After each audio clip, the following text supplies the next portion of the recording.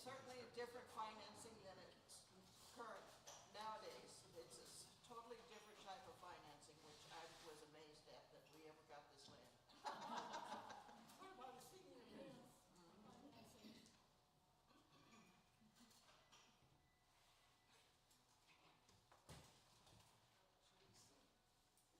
I'm seeing if the PowerPoint's gonna share the way it did, or maybe I did something wrong. So, It's a, please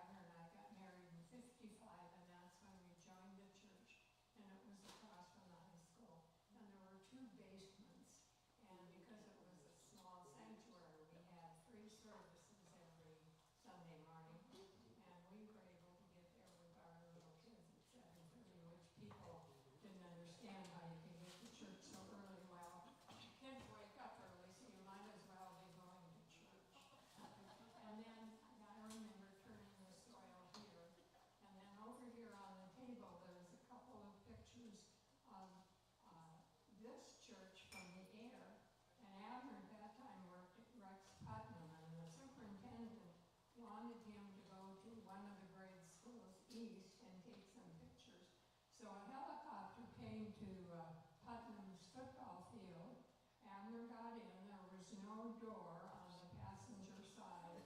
So he went over and took whatever pictures he was supposed to take, and then he had the guy, the pilot, come by here so he could take a couple pictures of our building here from the air. Which is on those, Yeah. is over there. Good memories. We're gonna transition now to this campus and this building. Any last thoughts or questions, comments about the first church? It was really quite simple. You didn't own your own home. You couldn't do anything. So what they did was, they went around for the members of the congregation at that time. They found out who owned their own home, and they asked them to co-sign a loan. Oh, wow. So that's how it happened. And my parents were one of those that were able to do that. That's how it happened. Good question. They said we need to find your property. And so they start looking around and they had to make sure they found this property. And this document, which I think, is this over here, Linda, do you remember? I think so. I think so. There are a lot of small details you might want to look at, but I think this might be a press release that was issued at some point, but by the mid-60s. But it kind of lays out the church's case and sort of the costs about what it took to build and construct this property. Lutheran Church dedicate building June 19, 1966. Cost $190,000, including pews and Moeller pipe organ, 13 rank, 2 manual, great unenclosed. Seating for 560 to 600 people. Architects Grant Copeland and Shervanek of Seattle, Washington. Contractor Lawson Construction. Chancel artwork Mrs. Floyd Dalton of Seattle.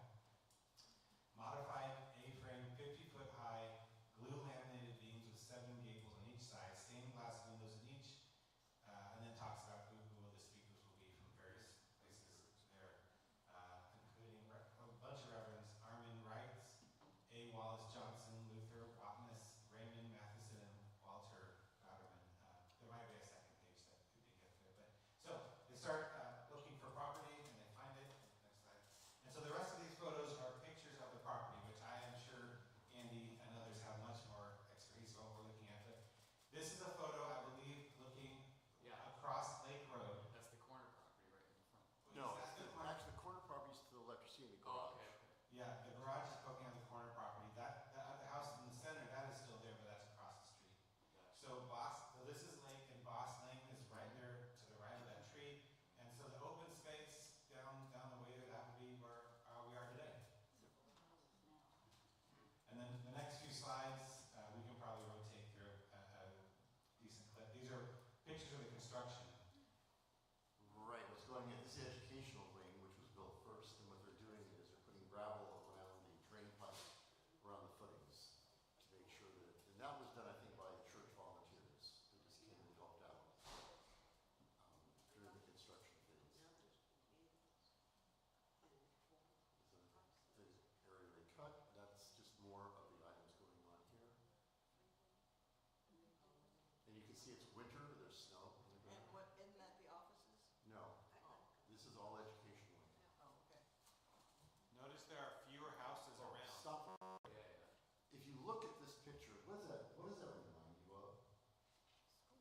A school, yeah, that's exactly right. Well, would you be surprised to know that of the people on the board who were sort of directing the architect from this, from this church, guess how many were members of the school board or teachers or principals? About over half. So that's why it looks like a school building.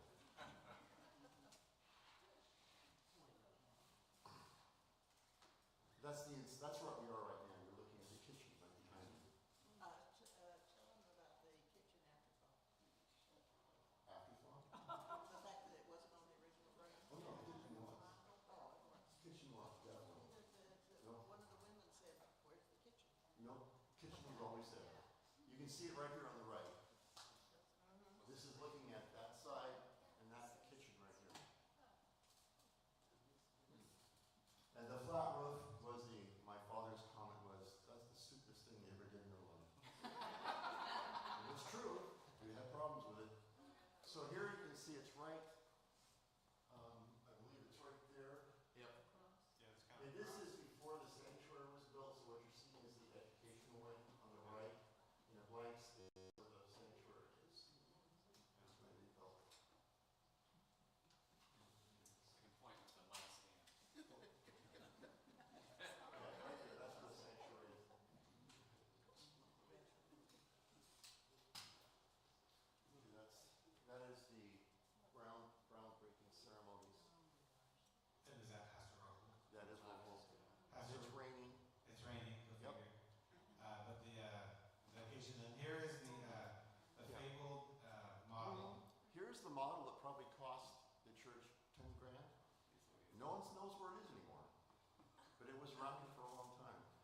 focus of a lot of fundraising issues.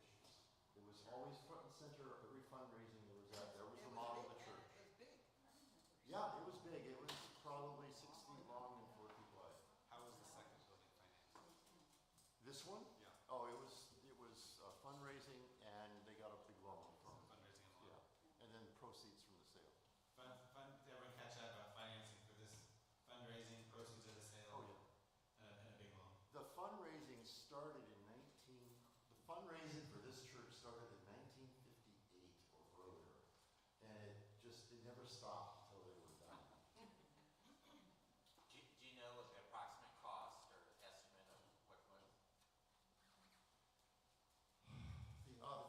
I think on the first church, I think it was something around $100,000 it came to, maybe a little less.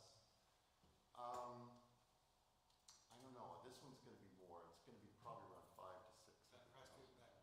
That press release was 66 and 190,000. That was for the organ. That said it included the organ. Really? Yeah, that's what it said. So 190,000 including. But that's just the sanctuary, that's not. No, that was actually just this building. And The other thing, Andy, the original acreage here, what was it? Was it just somebody's backyard? Was it an old garden? it was a sheep pasture. And it was owned by the Martinson family, which had Torah property, and they basically gave the property. Didn't we buy 2 and they gave us 3? Yeah. Or was it? Yeah, but it was a really great deal they gave.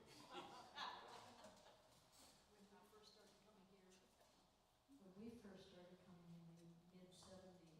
you could look across the parking lot where the houses are now and see sheep grazing. Right, and then down below where you see the parking lot down there, it was called Luther Lake, because when it rained, it flooded. Okay, now you can see the 50 feet. Now, if you don't think 50 feet is high, that's your perspective. I've had the occasion, not here, but recently going into the choir loft, having to put a ladder up to replace light fixtures way up near the top. And believe me, when I was up there and I was looking down, and there was nothing below me for a long ways, and I think our pastor will testify to the fact that's a scary feeling. I think we call that exposure. Yeah, It's a very exposed position. it is. I think the next few, Jesse, are different takes of the construction of the A-frame. How many times have we replaced that roof? Once. Once. One roof replacement 2013. in 60 years. That's pretty good. Spring after I. And then, of course, this is from the back parking lot side. I think there's a couple shots that I included both, because if you look, you could, on the first one, you can look through the building. The windows aren't installed there, you're looking through, and there's guys on the roof putting the roof in. On the second one, there's windows Right. and a completed roof. Did the roof last so long because it wasn't flat? Well, it's premium quality cedar shingles. They were probably from Canada.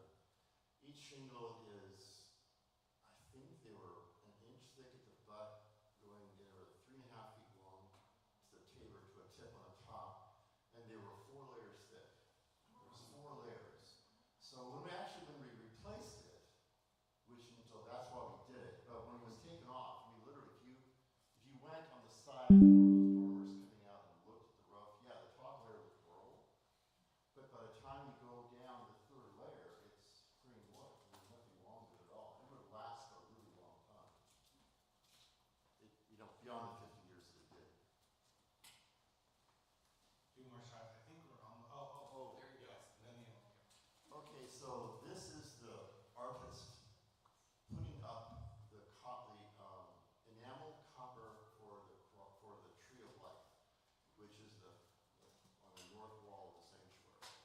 And that was done in situ. So her studio was where the pews were, and they did all of the annealing of the copper and enamel, cutting them, fitting them, and putting them on the wall from that location. And that also included the copper that goes around the altar. And is that Pastor Ropel there on the other end of the? It's hard to say. He was there a little bit. I just yeah. remember hearing a story of I him wouldn't be handing surprised. the pieces to the artist Yeah. or something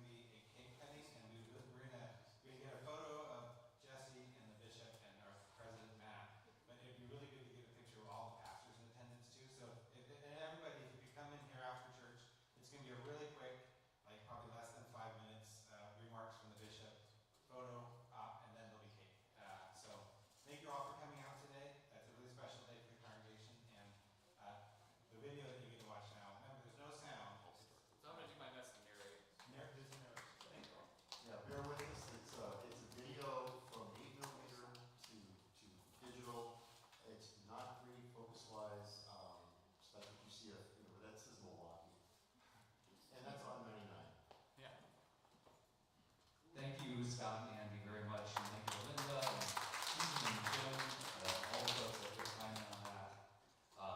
You know, it's really cool because AV system in the sanctuary, we had kind of cobbled together a system, and there's a projector that's still hanging in the sanctuary actually.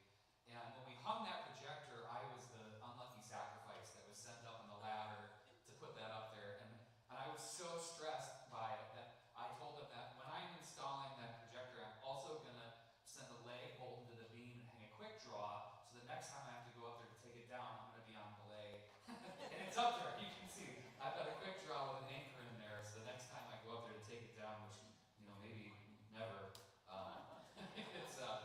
I will have my harness on. Jesse? Yeah. Also, for anything that's on the table over here, photos and stuff, Yeah. if people want to share any stories behind those photos, please come to me and tell me stories. Yes, share stories. The video is about 20 odd minutes, which is perfect. And you know, feel free. I'll add some commentary as we go through, basically trying to remember the comments that Andy made. But so here's one of those kind of apocryphal stories that I heard when I got here, which is Pastor Ellickson, when he came here, sent from the ALC. He was basically going around and knocking on doors of houses that had Scandinavian names in the mailbox. Was his selection process. And so what we're actually seeing here is we're seeing shots of him just going up and knocking on doors, and interspersed with just kind of shots of their life. Yeah. Here, I'll hand you the mic. Abner and I got married when I was 19. We lived in Portland for 4 months, and we came to our little house on Briggs Avenue. So I've been here ever since. And Hank Bottomiller was a member of the church, and he came to the door up there on Briggs Avenue, and he knocked, and I opened the door, and he said, "Is your mother at home?" And I've loved him ever since. You knew how to win the hearts and minds. Yeah, so yeah, here we have it, and that is Pastor Ellickson's wife, whose name I can't remember off the top of my head. Shout it out. Mrs. Mrs. Ellickson, yes. Thank you, John.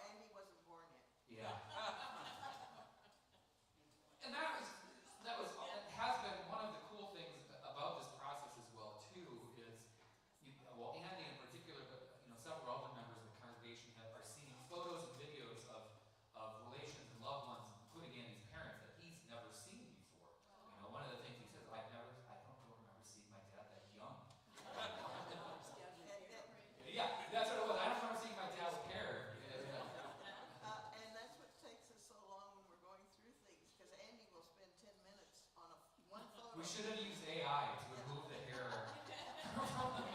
He never, yeah, he never saw his father with hair before. Right, yeah.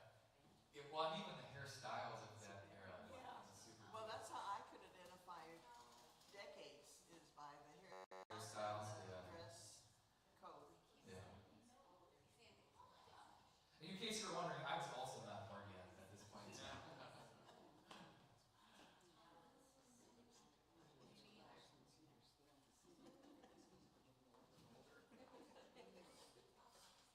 I've been trying to figure out what exactly it is they're reading. Oh, there we go. Serious time. Prayer, yeah, prayer time. But it looks like they're reciting something they all know, so maybe it's the Lord's Prayer or Apostles' Creed or something like that. Yeah. Or, or it's staged. Just stand there and move your lips. Face off into the Yeah, distance. face off. No, that's Gordy. The tall one is Gordy. Okay. Here we've got them singing from the hymnal, or perhaps reading from their Bibles. Who is the tall boy? Gordon Olson. Gordon Olson. Olson's were charter members. Yeah. And as Scott mentioned, this video is up on our YouTube channel. One of the things we're going to do is that the PowerPoint they put together we'll put up on our website as well. So if you want to look at this stuff after the fact, I was running some severe technological issues with the live stream this morning, which is why we were swapping back and forth between PCs. So unfortunately, the live stream isn't catching a lot of this, but people can view it after the fact.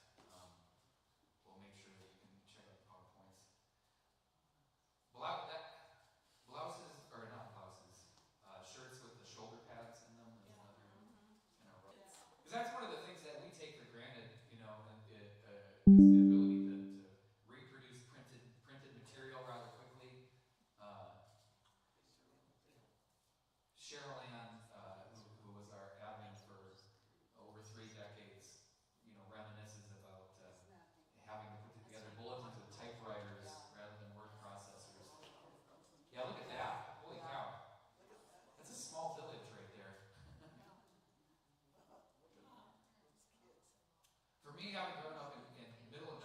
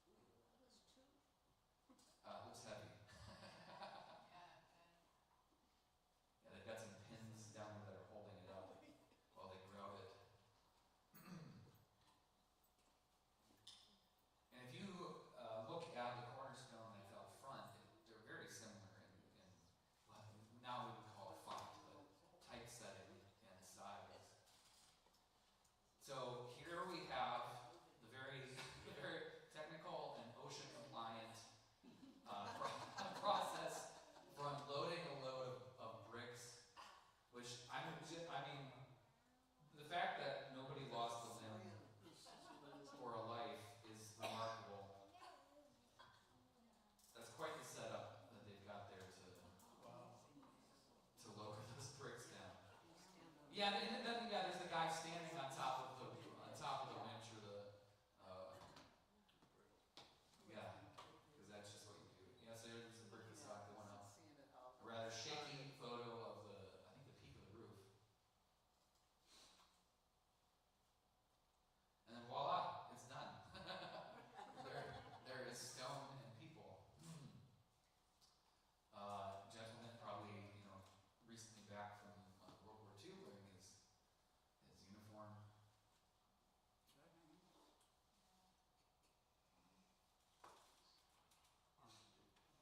Yeah, Army. Yeah. Sorry, yeah. No Marines. We loved the Army. Yeah. They took us to places we didn't want to go. They dropped. Oh, that was the Navy.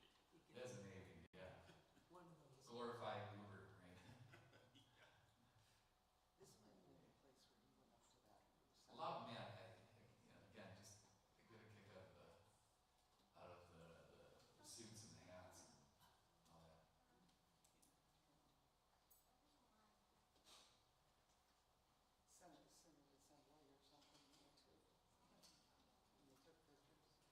A lot of the other documentation that we found is official correspondence between the congregation in this and the synod during its formation. The district, yes, apologies.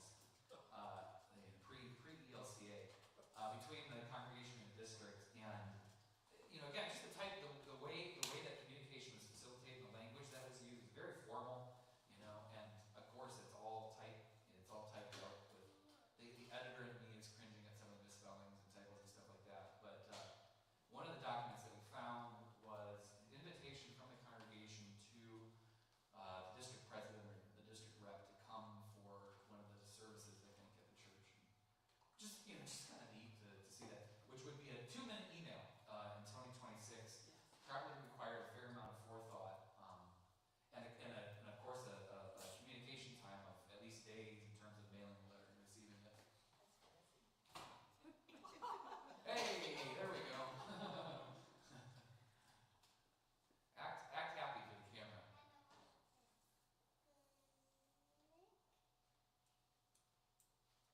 The guy right now looks like John Hamm a little bit.